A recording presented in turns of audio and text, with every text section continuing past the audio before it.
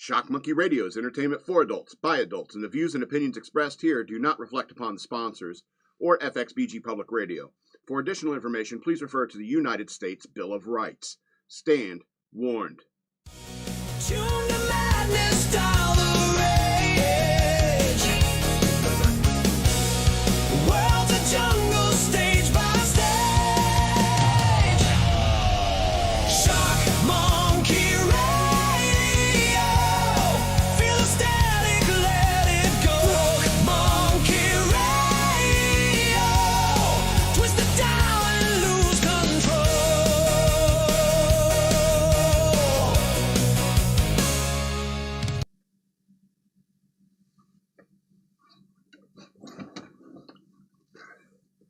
Yeah, I'm not seeing playback on the screen. Okay. Oh, now I see it. All right. See, I can't tell. We're live again. Okay. So I don't know if you keep up with, or you follow like the lore of Firefly and Serenity, you know, that kind of stuff. I don't know if you keep up with that, but, you know, EK said something to me the other day. He said, you know what, Madman, you know who you are on the ship, on the Firefly? You're Shepherd Book. And I was like, what? And he's like, yeah, you're Shepherd Book. Even if you want to be Mal or even if you want to be Jane, you're Shepherd Book. And honestly, I want to be the Doctor, you know what I'm saying? So, I mean, but, you know, it's, the only thing I could think of when he said this, I was like, aw, bitch. You know, because, I mean, I know we're crossing genres here, but I mean, it's, I don't know, really, you know, I had a week to think about it and reflect upon it, and I'm just like, yeah, I guess I am like Shepherd Book, you know, yeah, kind of a good person now, but seems to have had a shady past that he don't want to talk about, and, in fact, I'm more talkative than Shepherd Book is about their past, and so, I mean, I guess he's the one that I fit.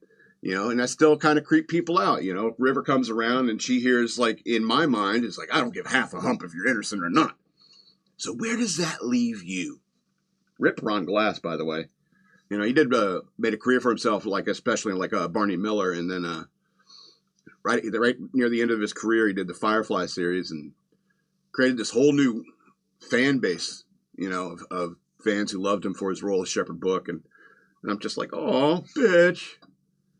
So, I mean, but here's the thing, you know, I'd like to be Mal, because he's, you know, I don't know, the coolest, I suppose. I want to be Jane because he's the strongest, and I could be a little bit of Jane. I've been like, I played the muscle role sometimes.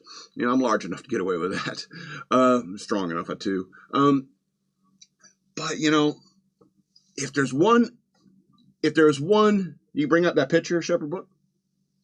If there's one character other than Shepherd Book that I'm like, I'd have to say Zoe. Because I like dating goofy blonde guys who like, why are you with him, Zoe?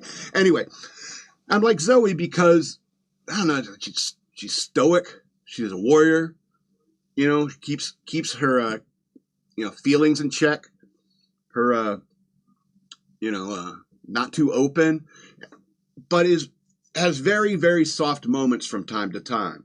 Like I'm reading some of the comics right now, and she says this thing like, hey Captain, got me a husband, needs to set a course. You know, that kind of just soft little asides, like, yeah, I'm a badass stoic warrior, but I got a soft side too. I'm married, I got a husband. We like banging on the bridge, which is gross, by the way. What if Wash gets sick and somebody else has to drive?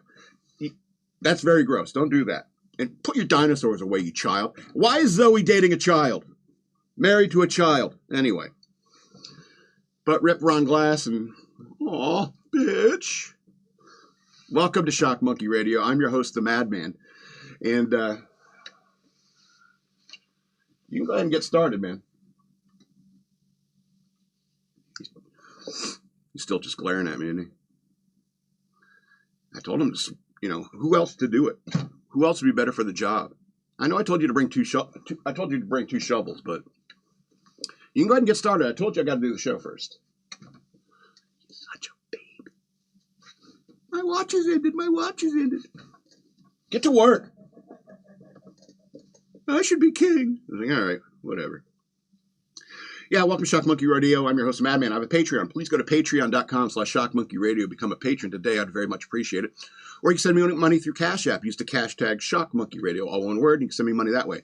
And you can follow me on social media over here. Now, I want to revisit the idea of I can review a movie because I haven't seen the whole thing. Last week I reviewed The Night Before. And I said it's terrible. I watched about 15, 20 minutes of it, and I had to turn it off because the characters were just terrible people. So I had this rebuttal today, and EK couldn't wait to answer back to what they say is clap back at me about this. But if I start listening to a song, and I'm like, this is terrible. I don't want to listen to this anymore. This is terrible. Do I have to listen to the whole song before I make that determination? I don't think so. EK argues that if you listen to one verse and one chorus, and I agree, you should at least listen to one verse and one chorus before you make a judgment on a song. Just wait for the drop, man. Just wait for the drop. It's like, oh man, this verse is taking forever. Got to be a little, open-minded that way. And I know I'm not very good at that, but I mean, I think you can make a determination that you don't want to watch. If you don't want to listen to a song based upon a small snippet that you hear. EK's point about the film is that a film is like a book, and so if you do not watch the whole film or you do not read the whole book, you don't get the whole experience and you don't understand everything that happened. And as soon as he said that, I realized, oh yeah, if you don't read like the last, 25, 30 pages of Mice and Men, you're like, this is the dumbest book I ever read, and I guess he has a point about that when it comes to movie and film. So I guess I might have to sit through the movie again because he's like, oh, this is like A Christmas Carol. It's kind of like Scrooged. And it's like, I get that. I really do. And I promise you, I will watch it and do a proper review because people have been complaining. But I mean, why does every Seth Rogen movie have to be, oh, I'm Jewish and really high, Anyway. And something? I was watching Gavin McInnes the other day, and he said something about music that I finally agreed with him on. And it's that I hate the Grateful Dead. I can listen to one Grateful Dead song. All right? You can pull up that stupid image of theirs that people had on their skateboards back in the day. Oh, God. I hate the Grateful Dead. And I feel bad because I've been too cowardly to say this, to shout it from the rooftops. I hate the Grateful Dead. And I know people. I remember being in high school and stuff like that. Hey, man, we're going to go up to this concert, this Grateful Dead concert. You want to come with us? And I was like, no, thank you. I appreciate it. Are they going to have showers up there? Because you should have showers around here somewhere. Just FYI, for your knowledge, deadheads. What are you going to go? Sit in the parking lot and smoke something? Fantastic. Have fun. And I understand people like going to a Dead concert because of the concert experience. It's like, oh, there's a guy over there with shrooms. There's a guy over there with LSD. There's a guy over there with kind bud. There's a guy over there with what other kind of drugs do people do? Cocaine or whatever. But you kind of get that at every single college concert experience anyway. There's always going to be an element of that there. I guess it depends on the band you're going to. Like, obviously, if you're going to the Dead, you're going to find a lot more shrooms and LSD and so forth. But you go to, like, I don't know, Nicki, who's, like, touring. Like, if you go to, like, a Taylor Swift concert and you start dealing ecstasy, you probably make more money than you would be selling mushrooms. I don't know. I never took mushrooms and watched a Taylor Swift music video and get lost in it. It's like, hey, man, get a call. Hey, Madman, what have you been doing? I took some mushrooms. Now I'm watching Taylor Swift videos all day. They would remove me from their phone, block my number. They should. They should do that. So I'm so happy. It's like all of you people who are hate watching me right now, ever since I made that ICE comment on Facebook, all the racist things that you think are rattling around in my head, the one burning thing that I really have to get off my chest today is I hate the Grateful Dead. That's the thing that's burning in my soul today, and I feel finally allowed to say it. Thank you, Gavin. Thank you. Let me take that stupid symbol away. You're not coming off as stoic. You're coming off as weird. Get to work. You know how hard it is to get gold coins from Westeros? Anyway, let's go on to the next topic. Pull up that picture of Ben. I had this idea a while back when I was listening to one of Ben Shapiro's podcasts, and I was like, he was sitting there talking. Yeah, and you know how he talks. He talked real fast and stuff like that. And it was my wife's anniversary, and so I went out and I bought her a gift. I went and came back home, and I gave her a pearl necklace. And I heard that phrase, and I was like, ooh. Then I remembered, oh, you watch Ben Shapiro's YouTube videos, and you put him at half speed, he sounds drunk. I know it'll take you like 2 hours to get one of his episodes at half speed, but it's hilarious. He sounds hammered through the entire thing. And he's talking about complex subjects, but because he's at half speed, it sounds like he's slurring. And so I wanted to go and so what I did is I went and I downloaded that video. I took a clip of Ben Shapiro saying, I gave my wife a pearl necklace, and I wanted it at drunk speed on the YouTube player. It's, I gave my wife a pearl necklace. And he sounds hammered. And I was like, and so I wish I could get like drunk Ben Shapiro drops. But the problem is I clipped the video and I did it at half speed, and it's just not the same. It doesn't sound the same. After you do that, I think maybe there's a copyright thing going on there. I don't know. But I would love to like just have drunk Ben Shapiro drops. It's like, Hey, drunk Ben, what'd you do last night? I gave my wife a pearl necklace. Hey, Ben, what should I invest in? Well, you wouldn't invest in anything as long as the tariffs are in place. Was the camera glitching out on me because I'm acting weird? Anyway. He's talking slowly. We got to get to a lower bit rate or something. That's how you catch ghosts on camera.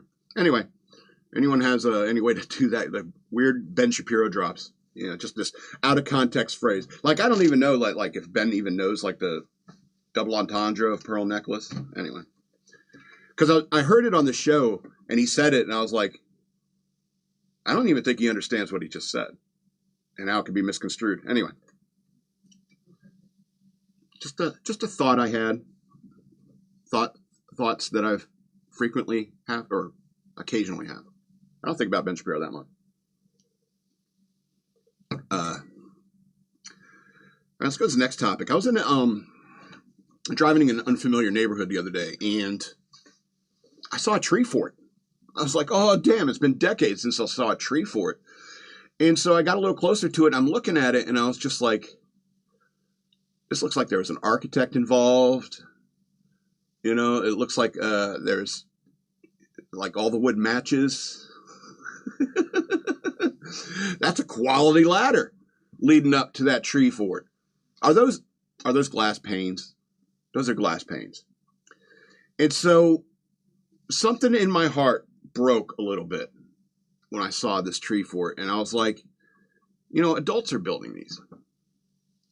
Adults are doing this. I bet you can go to Home Depot and get like a kit to do it, like a tree fort kit or something like that. Because, I mean, kids aren't like wandering in the woods like when I was a kid and building tree forts, you know? Probably because their mom is like, no, I don't want him playing with rusty nails and rusty hammers like I was back in the day. And like scavenging wood from any like construction site they could find, going up and asking people. We would ask construction workers, you got any scrap wood around we can use? And I don't want to mow there. You might get tetanus. So that like, you know, overbearing parents in some ways that are like they don't want their kids going out there and doing this stuff. It's unsafe. See how they got the metal stanchions to hold it up? Load bearing kind of stuff. It's like, you'll fall out of the tree house. That's not a tree house. It's a tree home. That's a tree home. That's one of those mini homes. And so it just, I don't know, it broke my heart a bit. Because I remember being a kid and it's like, I wanted to go in the woods and build our own tree fort that no one knew about. My friend's dad, who lived next door to me, he knew that we were planning on building a tree fort. And so you know what he did? God bless his soul. He built us a fort. Now, it wasn't in a tree, his argument was that, well, you put it in a tree is going to grow, and 10, 15 years from now, it's just going to break apart. And I was like, I'm 12 years old. Do you think I care what's going to happen in 10, 15 years from now? You think I'm still going to be playing in that tree fort? And so, like, I didn't have any sense of the future in that regard. I was like, okay, that doesn't make any sense. But he built this, like, he, like, poured out a little slab of concrete, built, like, put a bunch of, like, what are they, 4x4s? Like, I know, you know, like, put a little room in the lower floor and a little ladder up to the top floor. We put a little roof and stuff like that. And yeah, when we played War in the Summers, that was one of our bases. It was one of our bases because me and another guy, Josh, we were like, it's like, Pete, your dad's fort and everything is cool, but it's not a tree fort. And so we wandered out in the woods, found this secret place, and we started bringing wood and tools out there. And we built this. It was sad. It was really, really sad tree fort. But we ended up, like, when we play war, we'd use it as like a sniper stand. It's like one of the many bases we had that was like a defendable position. We also had like a remnants of a Spanish fort. Excuse me. This was in Georgia. And the remnants of a Spanish fort was also a good place a good location to to hold. And so it was one of those places you check when you're on patrol playing war. And it just bothered me that, you know, adults are doing this and not kids. You know, I think I got something out of life, a little something more out of life than kids do these days by building a crappy tree fort in 1988.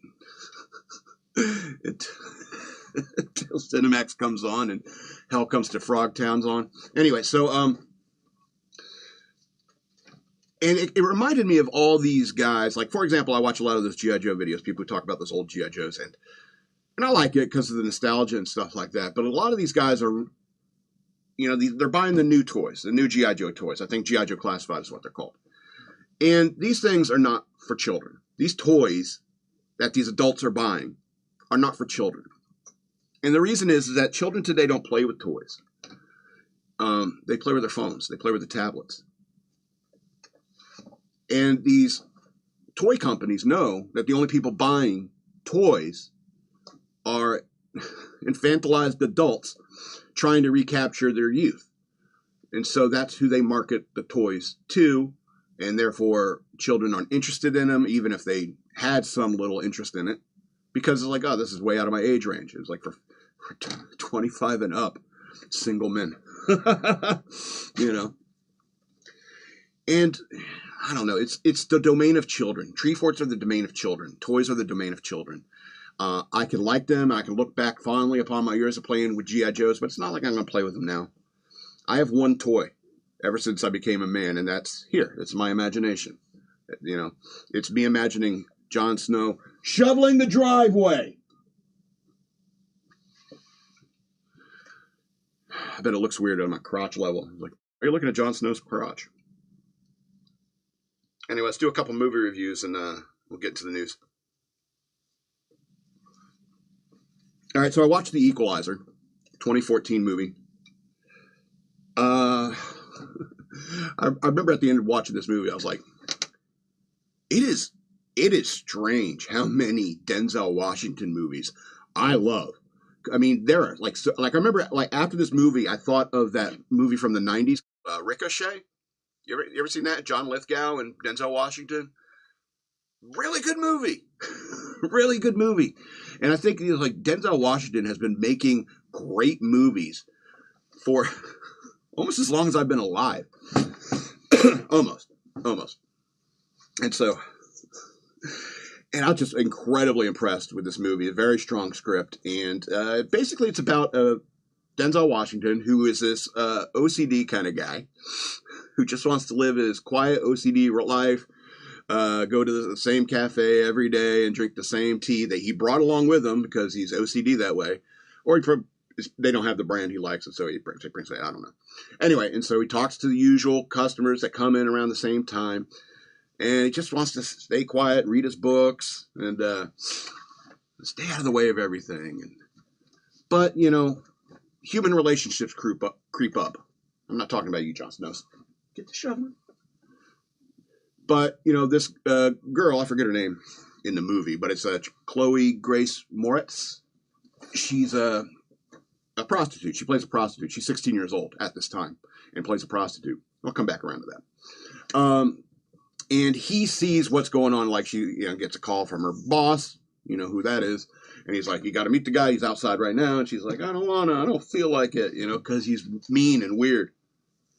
And so she goes and gets in the limo with some big fat rich guy. And Denzel sees all this. The Equalizer sees all this. Next time, he doesn't see her for a while. And then when he does see her, she's all beat up and stuff like that. He ends up like walking her home and so forth. And then her boss shows up and like picks her up and kind of intimidates him. And he's like, hey, if you're interested, this girl's not available, but we have other girls. And he hands him a business card. So that's kind of his foot in the door. And then she kind of disappears for good. Doesn't come around for a while. And so Denzel Washington, the Equalizer, starts looking for her. And you know how action movies work, right? You know what happens. You know how it goes down. But it's also, there's other little tinier subplots that work. Like, it's a coworker. Like, he has this little tiny job like Home Depot, and it's just, he wants to live a simple life, but he's clearly a guy with a certain set of skills, and he doesn't want to use them. I want to live my simple life and not get involved. But unfortunately, human relationships creep up. You start to care about people. And everyone knows, or should know, that does she have a Venture Brothers bag there? Man, I got all some nerdy shit on my head. Anyway, everyone knows that prostitution is wrong, especially when they're underage. Okay? And so everyone could get behind the Equalizer, because these guys are Russian pimps. We all want to beat the piss out of them. We all want to kill them. Some of us may take more than 22 seconds, but I mean, it's, everyone wants that kind of justice, and so that's like a catharsis that you get as a viewer. It's like, oh, see, this stuff does happen. It doesn't happen. These people don't get saved. These girls get lost in this prostitution shit. Their stories, 99.999% of the time, they end horribly. And the compassion of a man like that, even knowing the destiny of this young lady, he wanted to help. And it's just like in his little crappy job, he had this coworker who's trying to lose weight so he can become a security guard. And so the Equalizer helps him in that regard. Additionally, he helps him in other ways. But I mean, that's the point, is that this guy is a, what's the word I used? Hold on, let me check the notes. He's a patient warrior, and his sword is sheathed, if you know what I mean. And he doesn't want to use the weapons at his disposal. But unfortunately, I do care about people around me. And then it becomes the patient warrior who waited and waited and waited for the right moment, who like pulls his sword and terrifies, strikes fear into the heart of the evil, because evil wields power aggressively. And that's the whole, they're chasing her down. You got to go to the client. That's, they're mean to anybody who tries to interfere. They're mean to Denzel. And that's kind of what the point of the movie is that, people who wield power aggressively are usually the evil ones. And the patient warrior, you got to watch out for those. That quiet guy reading a book, drinking tea, be careful. Be careful. And so, I mean, and what's most important about the power of the Equalizer is he uses his power to make the lives of people around him better. He believes in morality, justice. He believes in the unity of mind, body, and spirit, which, I mean, even I fail at that, especially that mind, body, spirit thing. I'm a smoker. And I don't want to ruin any of the action or any plot points or something like that, but The Equalizer is a 2014 movie, and I give it 12 of 13 stars. It almost got 13 stars, but I want to talk again about how Chloe Grace Moretz, is that a Hispanic name or a Jewish name? I don't know. Chloe Grace Moretz was 16 years old when she filmed this. And here's what bothers me about Hit Girl getting more and more work, is that these underage girls like her have been sexualized at a very young age. Like I said, she was 16 when this was filmed. She's an adult now, so it's okay for me to lust after her. But is it okay for me to lust after her in this movie? No, I don't think it is. You know, I was also thinking about that movie Push, had Dakota Fanning in there. And there were times in the film I was looking at Dakota Fanning as like, I think they're like blocking. I don't know if you know what blocking is in film. I think they're blocking Dakota Fanning to make her look sexy. And I think she was 16 at the time. No, wait, 15 at the time during the filming of Push. And I don't know. I think there's something morally wrong with having these underage girls playing these sexualized roles. You know, granted, they're both adults now, but I mean, even if I look at them now, I'm just like, oh, look at that cute little girl I should never, ever touch. You know? So I think it's weird because, like, being sexualized at a very young age can really mess up your mind. Look at Macaulay Culkin. Anyway. But, however, this film is really, really good, and you can understand why sequels were made. I'm not too jazzed about trying to see any sequels because they usually start going downhill. But when they make a good movie, they try to recapture that magic, and frequently it doesn't work. And I think it's like in a Scorcher 8. But everyone's like, yeah, Scorcher 1 was awesome, you know? It's like Scorcher 8, you know, here we go again. All right, let's do the next movie review.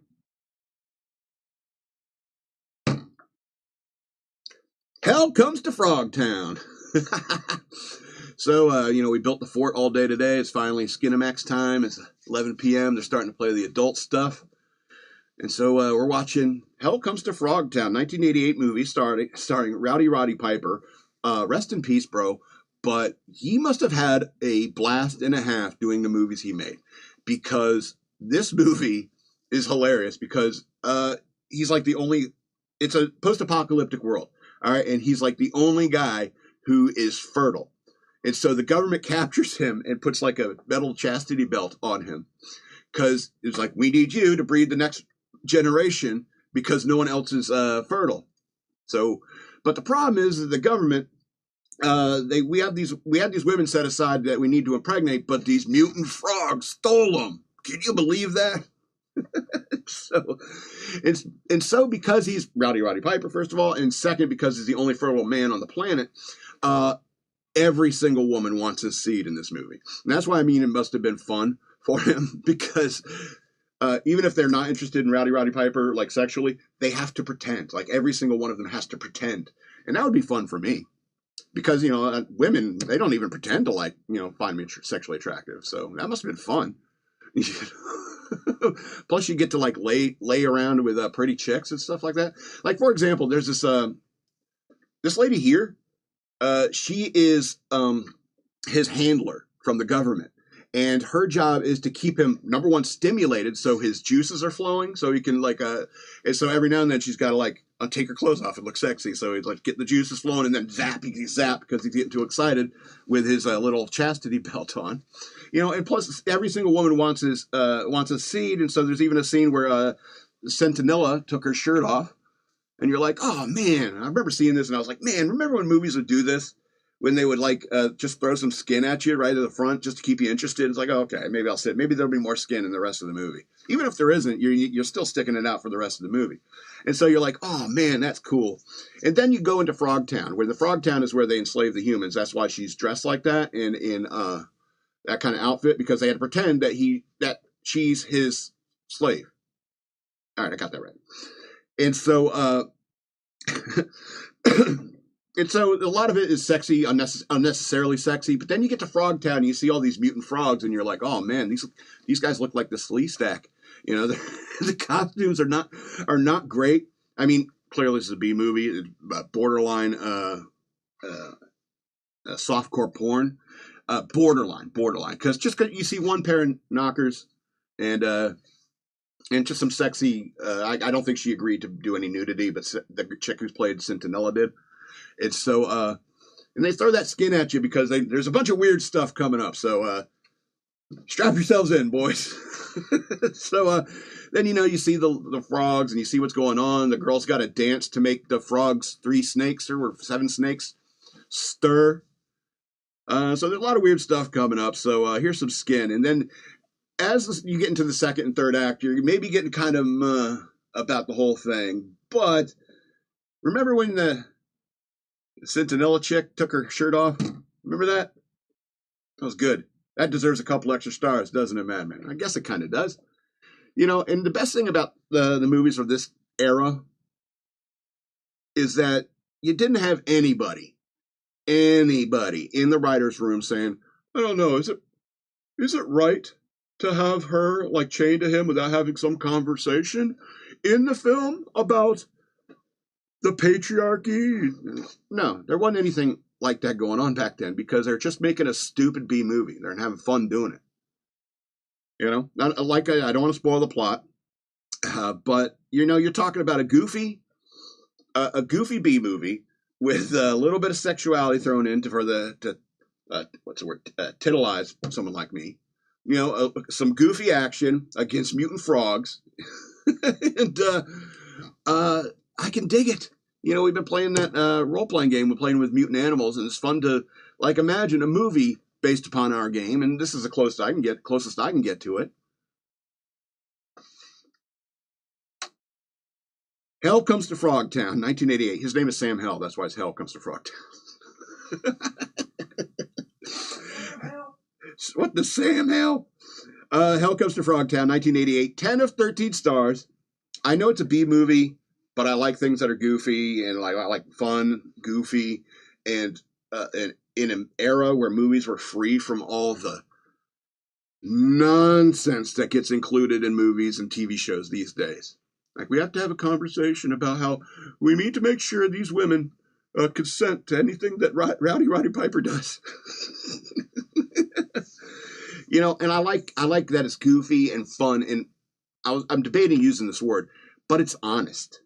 And it's wait a minute, it's about a post-apocalyptic world where they're put a chastity belt on a wrestler, and he's got to breed with a bunch of chicks and a mutant, and there's a bunch of mutant frogs that that they're the bad guys. How is that honest? Well, it's honest in the way that the movie is presented. They know they're making it a cheap B movie. They know that the frog costumes look ridiculous, but here's still Rowdy Piper grinning ear to ear at the stupid rubber costume that the other actor is wearing. There's an honesty to we're just having fun. We just want to entertain. We don't have this political message to shove down your throat or make you leave the theaters gee, Chinese people really have it bad, or whatever, because it seems like every single film, every single TV show is chock full of that kind of nonsense. 10 of 13 stars. Highly recommend it. You should check it out. I don't know if I should check out the sequels. Like I said about sequels, don't know. All right, let's get to the news worth knowing. I kind of got to pee. All right, I guess we'll start at the biggest news stories. It's hard to gauge. Been a crazy, crazy week. So this is what I'm going to do a little misdirection here. You ready? Trump doubles down on Greenland push as polls show little public support. Americans largely reject Trump's Greenland takeover offer, latest polling indicates. As President Donald Trump escalates his efforts to acquire Greenland from Denmark, the latest national polls reveal that most Americans oppose taking over the massive and crucially strategic island that lies between the Arctic and Atlantic Oceans, in case you don't know where it is. Trump is holding crucial talks on Wednesday on Greenland with NATO allies during a quick stop in Davos, Switzerland. On the eve of his trip, the president said there's no going back on his efforts to take over Greenland. Asked at the White House news conference how far he'd go to acquire the semi-autonomous Danish territory, Trump said, "You'll find out." The president has also threatened tariffs against NATO members. In his speech at Davos, the president said, I'm seeking immediate negotiations to once again discuss the acquisition of Greenland by the United States. I don't want to use force. And so I could say, stop futzing around with this nonsense, Trump. We have plenty of time to deal with Greenland. Quit futzing around with Greenland. Quit futzing around in Davos. Quit futzing around with Iran. Quit futzing around with Ukraine.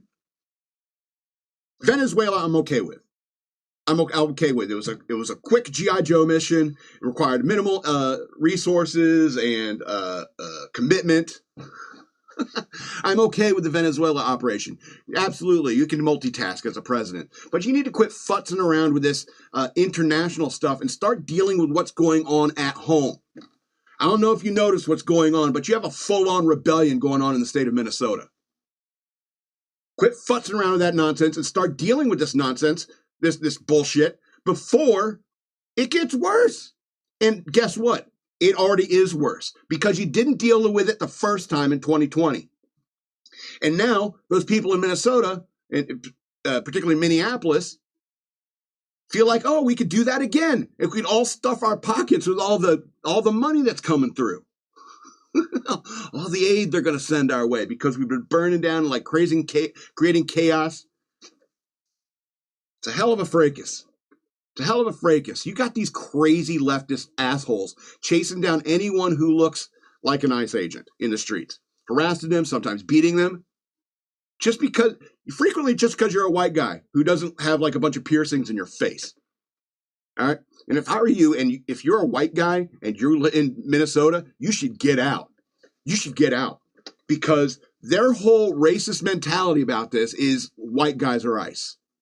White guys are ICE. There's even some assholes out there that are thinking they're like, oh, ICE, the Proud Boys are now ICE. It's like, you got to be kidding me. You know what happened? You know what?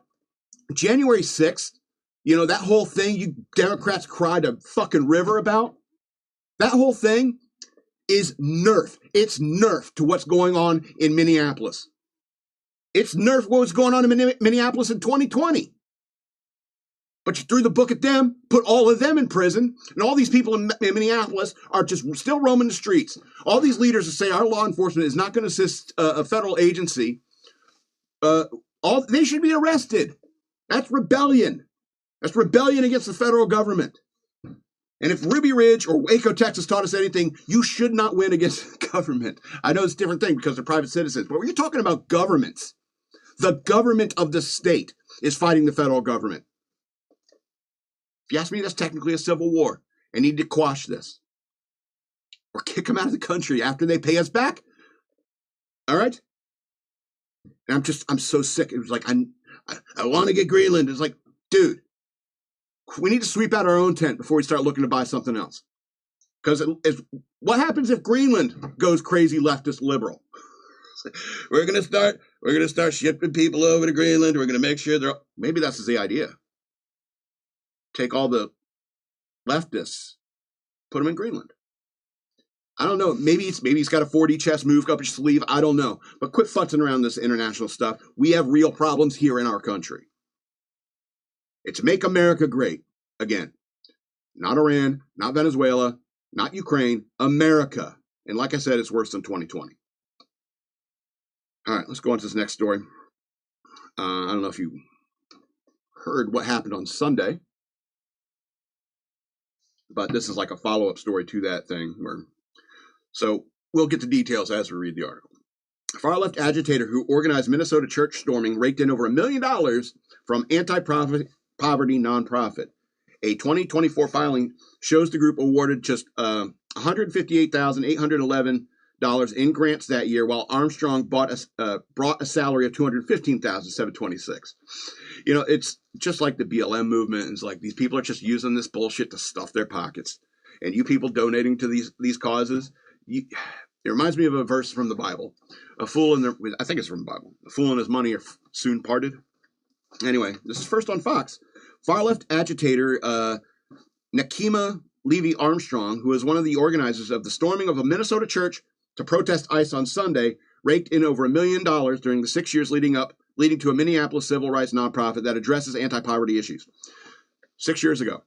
That means 2020, she started the scam and has been collecting money ever since. Now her pockets are full. Time to raise more money through very, very illegal behavior. So this agitator, I wouldn't want to call him protester because it's just a scam. It's a scheme to make money. They don't really care about that Renee Good chick. That's just a stepping stone to stuff their pockets with all their corrupt dealings and fraud. You know what I mean? So it began in 2020. You didn't solve it in 2020, and now it's even worse in 2026. And these people are trying the same game plan again. And so now, but now these idiots stormed a church to protest in a church. And you even had Don Lemon there saying, oh, we have absolutely every right to storm into private property and start protesting in a church. Okay. How come you didn't choose a mosque? How come you didn't choose a Jewish temple? It's because you know those people are probably armed? Baptists are not as likely to be armed? I bet there was somebody armed in there, but this is the point. It's like, not every problem should be solved with a gun. All right, so Armstrong, whose website identifies her as a civil rights lawyer and scholar activist, quote unquote, helped to organize the storming of City's church in St. Paul, Minnesota on Sunday. In a Facebook post, she claimed that one of the church's pastors is a leader at the U.S. Immigration and Customs Enforcement. The demonstration is one of many throughout the Twin Cities in protest of the federal government surge of immigration enforcement officials to crack down on widespread fraud taking place in the state.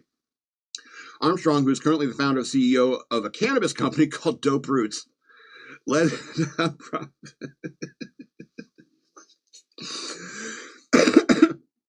I have a feeling this whole marijuana thing has there's a marijuana factor when it comes to all this insanity in Minnesota. Okay. Anyway, she led the profit as executive director for the last 6 years, from 2019 to 2024, according to tax filings by the Wayfinder Foundation. Then it's a bunch of numbers of like how she's stealing money and so on. It's like, yeah.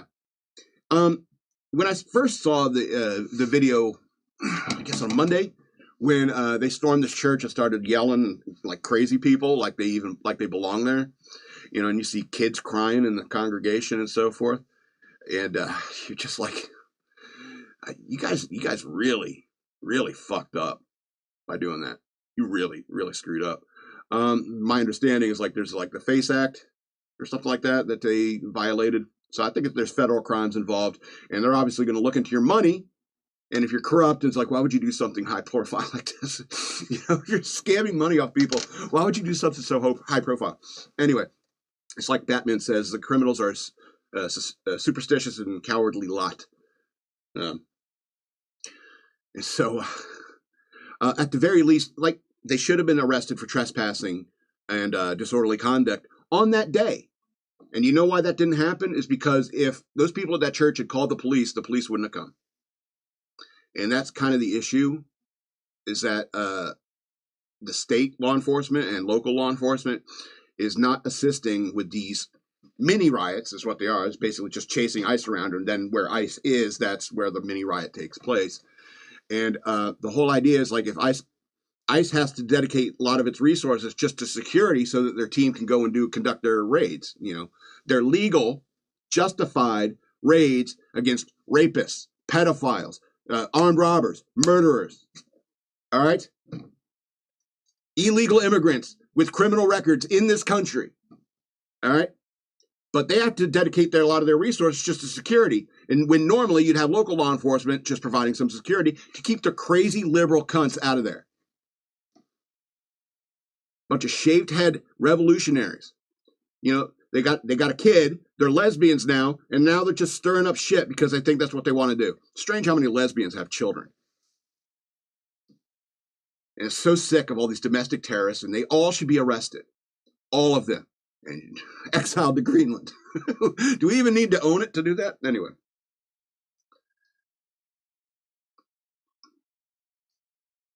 Go to this next story. Sorry about the C-bomb, but sometimes the perfect word fits.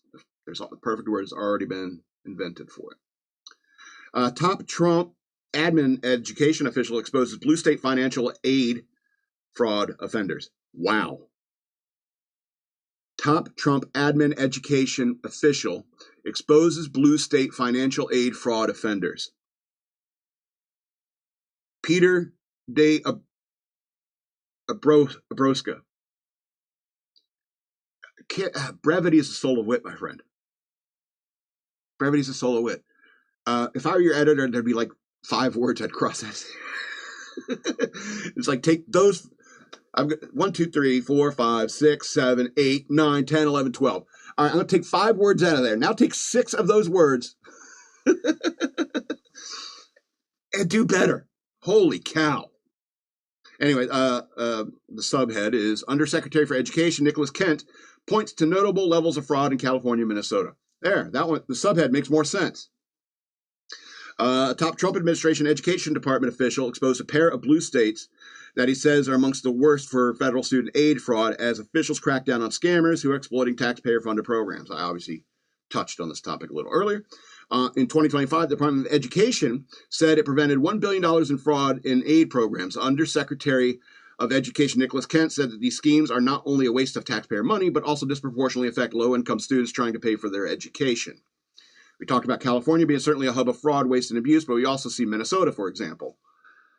He told Fox News Digital. You know, one of these things is that has been brought to light over the course of the last couple of weeks is the enormous amount of fraud, waste, and abuse under the government's leadership there. And this is something that the federal Department of Education has lifted up and highlighted months ago. Yeah, I mean, it's it's rife with fraud. You know what I mean? And all those people fighting ICE, chasing ICE, they're being paid by all these people who get the money from the fraud. They're little ignorant foot soldiers, ideologically brainwashed foot soldiers. They go out there and fight ICE off. Fight ICE off, fight the federal government off. We're going to keep our money and count it over here. You go do that. That way, you can stop them and you can keep the fraud funny. Hold on. I can write better than this guy. They're fighting to keep the fraud funds flowing. Woo! They're fighting to keep the fraud funds flowing. This is a bit of tongue twister. And that's the whole point. It's like we discovered their grift. We discovered their little plot. And they're like, oh shit, we better stuff as much money in our pockets and run before the law comes descending upon us. Because that's the whole thing with like Tim Walz. He knows he's going to go to prison. Even, what's his name? Jacob Fry. All right. We got to move along. Let's talk about this shit. What do you got? A note for me? Oh, read the headline. Okay, we still have that up. Education official exposes fight to hide fraud. EK doesn't even read, and he could do better than you guys. He's like, hey, read these Firefly books so I don't have to, and you can tell me what happened. True story. It is a true story, by the way. All right, let's talk about this bitch, Abigail Spanberger. It's the kind of stuff that makes me want to move to a different Fredericksburg. There's like 6 of them in this country, you know. Spanberger signals left bent after centrist campaign GOP leader warns Dems will Fairfax the rest of Virginia. That's a cumbersome one. Charles Creeks. Virginia Republicans criticize new Democratic governor's executive orders while reaching out for common ground. Newly minted Virginia Governor Abigail Spanberger campaigned as a pragmatic centrist, which she's not. While critics said her day one actions depict a very different 4 years in the Old Dominion is about to experience. The Old Dominion depict a very different 4 years the Old Dominion is about to experience. Okay, that works. In a flurry, I'm sorry, you did really good on that lead sentence. That was pretty good. In a flurry of executive orders after her inauguration, the Democrat rescinded ex-Governor Glenn Youngkin's 287G order that instituted cooperation with ICE and seized on broad affordability initiatives, including housing regulations. And oh, you're all poor. That's the Democrats' new angle. That's what's going to. You're all poor, and we're going to help you. And all the idiots are like, okay, but they're not paying attention to the fact that what the most important thing that she said is that we're not our local law enforcement is not going to assist ICE in its duties, which means that Virginia has now, for the second time, seceded from the union. So we need to get this chick out of office. She is awful. She's ex-CIA, you know. And they're right. These Republicans are right. They're going to Fairfax the rest of Virginia. Now, I don't know if you've ever been to Fairfax, but it's one of the shittiest areas in this state. And it's just right next to the swamp, obviously. So I can make arguments to like Norfolk, Hampton, a little bit of Chesapeake. Anyway, Yeah, so yeah, she says our law enforcement is not going to help with federal law enforcement, and I think that that's a problem. And now I feel like there's going to be people I know getting arrested by ICE, and he's like, "Oh, EK will come in. Hey, did you hear about so and so getting arrested by ICE?" It's like, "What do you do?" And he's like, "Obstruction of a federal officer. Ooh, federal crimes." Well, I told him. I made that post on Facebook saying, "You anti-ICE people don't realize how stupid you are." All right, let's go to two happier stories. And we'll get out of here. I don't know how happy this one is, but it's a little fun because it's just about a nice, comfy spot to curl up and go to sleep. Woman wakes up with an 8-foot python coiled on her chest while sleeping. Don't move. Rachel Bloor ushered the large reptile out through her window herself rather than calling professional snake catchers. A gutsy chick.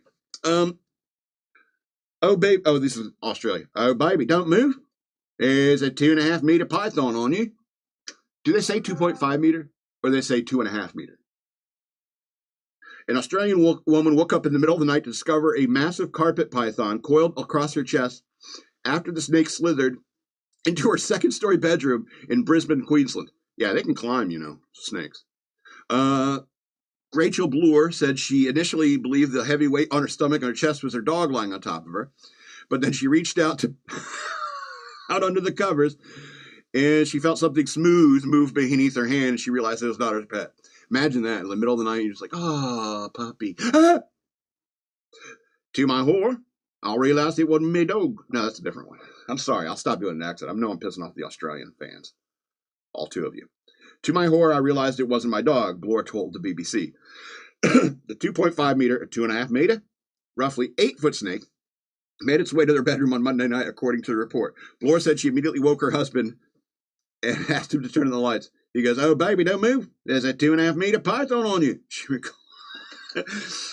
Very matter of fact, very pragmatic, this guy. Her first concern was getting family dogs out of the room before anything escalated. Yeah, they're more likely to eat the dogs. You're just the best snake cuddler around, apparently. I thought if my Dalmatian realized there's a snake in here, there's going to be carnage. Yeah, one way or another. After her husband removed the dogs, Bloor carefully worked her way out from underneath the covers. I sort of shuffled out, yeah. Rather than cause, "Oh, getting up, baby. Give me a cup of coffee." The snake, even snakes like cuddles. I grabbed him. He didn't seem overly freaked out. He just sort of wobbled in my hand. Bloor suspects the snake entered through the plantation shutters on her window and crawled onto the bed while she slept. It was that big that even though it had been curled up on me, part of its tail was still out of the shutter. Oh man. Snake. So it's like as soon as he came in the room, he's like, "That chick looks comfortable." You're the best at snake cuddles.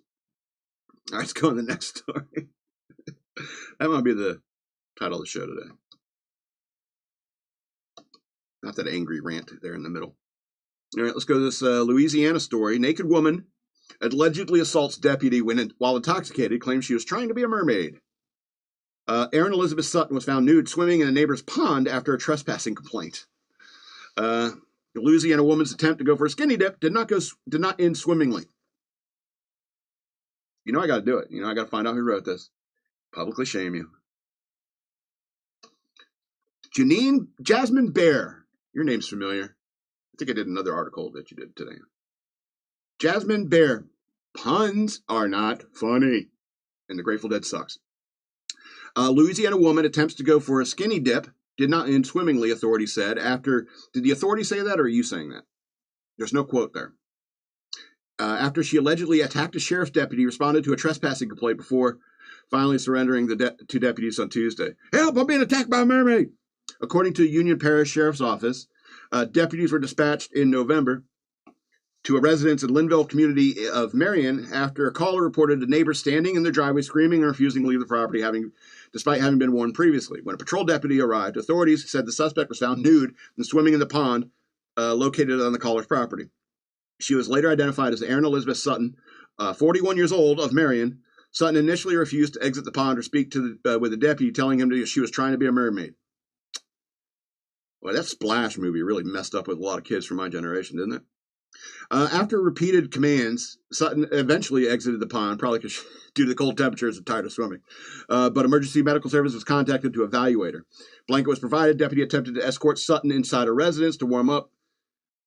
She allegedly charged at him. Now I'm warm enough to fight. The authorities said Sutton ignored multiple commands to comply and resisted detention. A taser was deployed but had no effect, even if she wasn't wet. According to the sheriff's office, Sutton was taken to the ground, decentralized, where she allegedly continued to resist, kicking and punching the deputy before being restrained. Sutton was transported to the hospital for further medical treatment. During transport, she allegedly threatened to kill deputies and paramedics. That's happening more and more often, isn't it? She required medical care, blah, blah, blah. Surrendered deputies on... Oh, okay, wait. Yeah, she surrendered deputies on January 6th. Hold on, why was she out of custody? Because she required medical care at the time, deputies later sought arrest warrants. So what, they left her in the hospital and didn't keep a cop there to sit on her? Handcuff her to the gurney? Anyway, so she surrendered deputies on January 6, 2025, and was arrested on multiple charges, including 3 counts of resisting an officer with force or violence, 2 counts of public intimidation, 2 counts of battery on a police officer, and disturbing the peace, drunkenness, and criminal trespassing. Her bond is set at $62,000. You know, I don't think I've ever been that drunk to think I was a mermaid. Plus, I'm a man, and I don't think that that's sexy or anything like that. I didn't grow up wishing to be Ariel or anything. I read this article earlier today, and I was like, you know what it reminded me of? It reminded me of Step Brothers. When finally the dad just tries to connect with these guys on some level, and it's like, you know, when I was a kid, I wished I could be a T-Rex, you know, and I put my arms like this, and like, and they just crapped all over it, right? The brothers just crapped all over it. What are you talking about? You can't be a T-Rex. You're a mammal. That's what I feel like I should say to this lady. You know, you can't be a mermaid. You're a mammal. And then you probably get into an argument. Well, they're half mammals. It's like, well, no. And mermaids don't exist anyway. You know, they're just a bunch of drunken sailors looking at dolphins lustfully. Anyway, this is going to be the end of the show. I want to remind you again that I have a Patreon. Please go to patreon.com/shockmonkeyradio. Become a patron today. I'd very much appreciate it. Or you can send me money through Cash App. Use the hashtag shockmonkeyradio, all one word. And you can follow me on social media over here at DNALATSAW, at SLRobbins13 on Instagram, at DNALATSAW on Twitter. That is the word wasteland spelled backwards. And you can follow me on social media, brain fart, on Facebook, Shock Monkey Radio Redux. How are we doing over there? God. I guess I gotta go shovel some snow. This has been Shock Monkey Radio. I'm the Madman, and I love you. The Madman loves you all, from the big to the small.